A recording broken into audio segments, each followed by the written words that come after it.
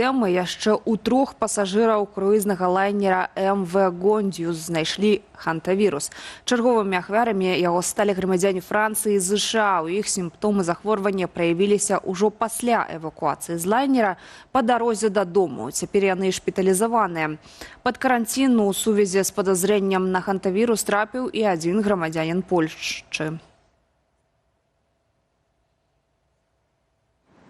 Круїзний лайнер МВ «Гондіус», на яким почався розповсюд хантавіруса, був вимушений здійснити позаплановий припинок на Канарських виспах. Адтуль усіх пасажирів лайнера, а гэта 94 особи, евакуюють у 19 різних країн світу. За виконанням усіх заходів безпеки під час гэткай масштабної евакуації сочаць представники Сусветнай організації здоров'я і Міністерства аховы здоров'я Іспанії. Наша рэкамендацыя ясная. Пачынаючы з 10 траўня 42 дні за актыўным назіраннем, 42 дні каранціну. Гэта можа быць ва ўстанове або ў дома.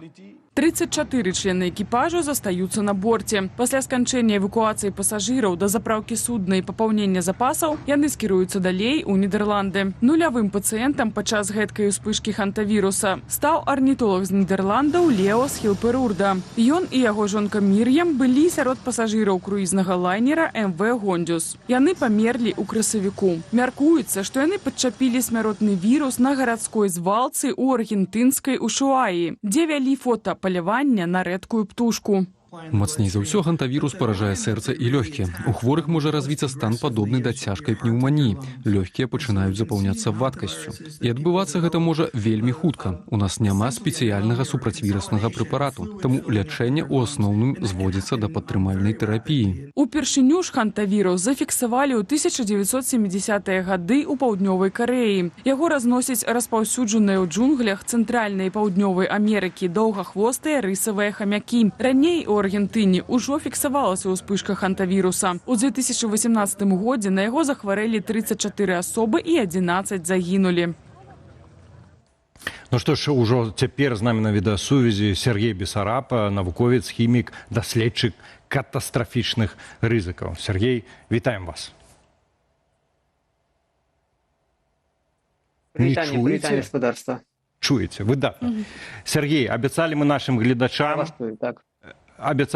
гледачам задаць вам пытанне, якое задаем і ім. Хочам параўнаць вынікі галасавання. Ці варта баяцца вось гэта хантавірусу? Ёсць некалькі варыянтаў адказу. Вядома ж, бо гэта такое, страхоце, там людзі паміраюць. Ёсць варыянт, што не, перажывем і яго, не такое перажывалі.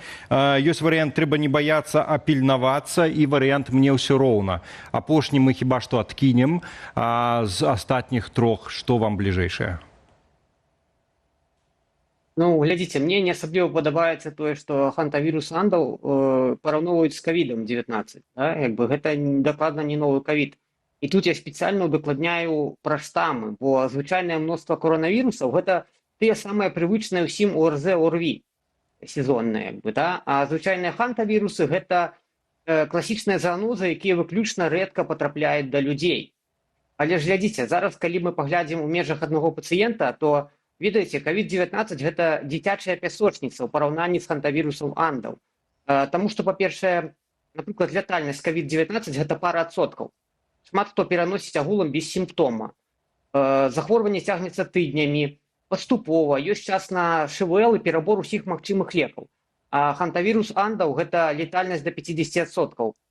Шансы на лёгкае ці бессімптомнае цячэнне, яны знікаючы малыя, іх няма. Гіне палова пацыентаў. У гострай фазе захворванне закончваецца смерцю за гадзіны. Разумееце, гэта вірус, які ўшчэнт разбурае судзіны, не пакідаючы варыянтаў. І калі б хантавірус распаўсюджваўся так жа, як ковід-19, нам усім была бы крышка за месяц. Разумееце, вось. Але не распаўсюджваецца так, як ковід, ці ёсць усё ж такі больш шансаў не заразіцца? Разумееце, ён не распаўсюджваецца так, як ковід, хаця гэта, в прынцыпе, падобныя вірусы, ліпідна-балонкавыя, адналанцуговыя РНК-вірусы, і памер іх нават вось гэтага нанавірыона, наночасціцы вірусныя, да, яны падобныя, там 100 нанометраў.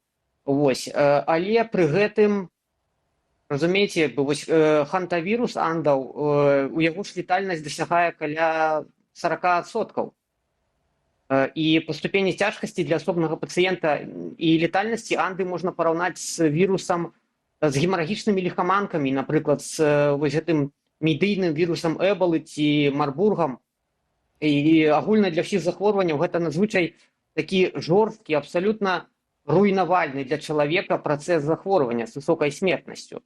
І, дарэчы, гэтая летальнасць да 40% яна і ратуе, яна знішчае асабістага асобнага пацыента, якому не пашчасціла заразіцца гэтым вірусам, але ратуе чалавецтва. Вірус проста не паспявае, ён выграе. Ведаеце, у гэтым сэнсе хантавірус андаў можна параўнаць з нейкім лакальным вогнішчам. Яно загараецца, яно спальвае увесь біялагічны матэрыял, які ёсць побач, а потым згасае, бо няма чаму гарэць. Вось у гэтым сэнсе менавіта летальнасць 40% яна і ратуе чалавецтва. Яна ратуе чалавецтва, але сапраўды вось гэтыя небаракі, якія патрапілі на гэты хантавірусны лайнер, яны, конечно, ну іх шкада. Сергей, то я выбачаюся, то варта баяцца ці не варта? Як? Панікаваць ці не? Варта сачыць. Варта сачыць. А ці сучасная сістэма аховы здароўя, яна можа даць адказ на гэтыя выклікі? Ці ўсё ж такі не да канца, бо ведаем, што няма вакцыны ад гэтай хваробы. Але дзякуючы таму, што не так заразны гэты вірус, то, можа быць, не кожнага закране. Глядзіце, як бы я вам скажу такі невялікі прыклад, як бы, каб вы разумелі. Зараз улады, санітарна-эпідэміялагічныя службы развітых краін, яны не могуць проста нават узяць і паставіць дыягназ хантавірус анды. Разумееце, пра што мы можам размаўляць, калі ў іх няма нават дыягнастычных прылад, так званыя дыягностыкумы. Валідаваныя дыягностыкумы. Гэтыя дыягностыкумы, яны ёсць толькі ў Аргентыны. Карціны краіны з эндэмічнымі для гэтага хантавіруса андаўскага раёнамі. А Аргенціна пакуль змагла зрабіць толькі 2500 набораў. Вось гэта вам адказ пра гатоўнасць свету да новай эпідэміі. Якія там вакцыны і метады? На што тады разлічваць? На ўласны імунітэт? Разлічваць патрэбна толькі на сябе. І у гэтым сэнсе я ўжо казаў сваім чытачам і скажу вам пра тое, што зараз мы живем у эпоху пандеміцэна. Я у Белсаце, у суботу, раніцы Белсаце, я у сваёй рубрыцы менавіта пра гэта распавядаў. І адзінае, што вас можа верыць нельга нікому, верыць нельга таму ж САС, якая 20 разоў мяняла свае нейкія там матэрыялы падчас ковіду. САС ужо зараз, падчас хантавірусу таксама змяняе свае рэкамендацыі. Верыць ні ў коім разе нельга нейкім там блогерам і стэндаперам, якія пераварочваюць гэта ўсё ў гумар. Верыць можна толькі хіміі, фізіцы і здароваму глузду. То бок, калі вы, напрыклад, у нейкім эндэмічным раёне, занесла вас у Чылі ці ў Аргенціну, ні ў якім выпадку нельга заходзіць у закінутыя памяшканні без рэспіратара FFP3. Гэты рэспіратар, дарэчы, ён агулам павінен быць у другой палове 21 стагоддзя ў кожнай жаночай касметычцы. Перад тым, як заходзіць у старое памяшканне, дзе нешта людзі ці навіны нейкія былі пра хантавірус, калі вы там заходзіце ў нейкае старое памяшканне, адразу адчыняйце наперад вокны і дзверы. Давайце скразняку там паўгадзіны, каб ён вынес все разолі.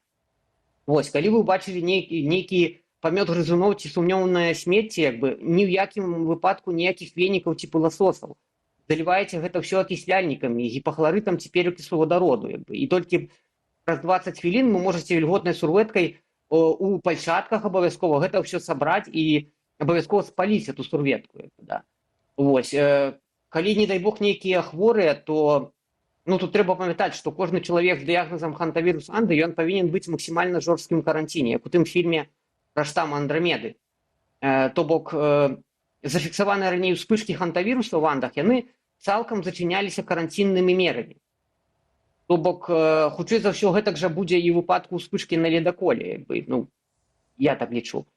Дарэчы, мы не можам выключаць, што яшчэ некалькі чалавек захварэюць і нават памруць, бо каранцінныя меры на ледаколе яны ж увяліся не адразу. Вось, і тут адразу патрэбна не баяцца там, ці наадварот не заліхвацкі да гэтага адносіцца. Патрэбна разумець, што ад вірусаў такога ўзроўню ратуе толькі фантастычна жорсткі каранцін і фізічныя бар'еры для каб пазбавіцца кропельнага адмену. Жыццё ў пандэміцэн зробіць з кожнага дасведчанага вірусолага. Вот што я вам скажу. Сергей, і дзякую вам за гэта. Як добра, што вы ў нас ёсць. Дарэчы, вашы парады цалкам супадаюць з поглядамі нашай аўдыторыі. Трэба не баяцца, а пільнавацца. І вось вашыя парады як ніколі вельмі важны. Дзякую вам за іх і за размову агулам. Дзякую вялікі. Сергей Бесараб, навуковец, хімік і вельмі важна даследчык катастрафічных рызыкаў быў з намі на відэасувязі.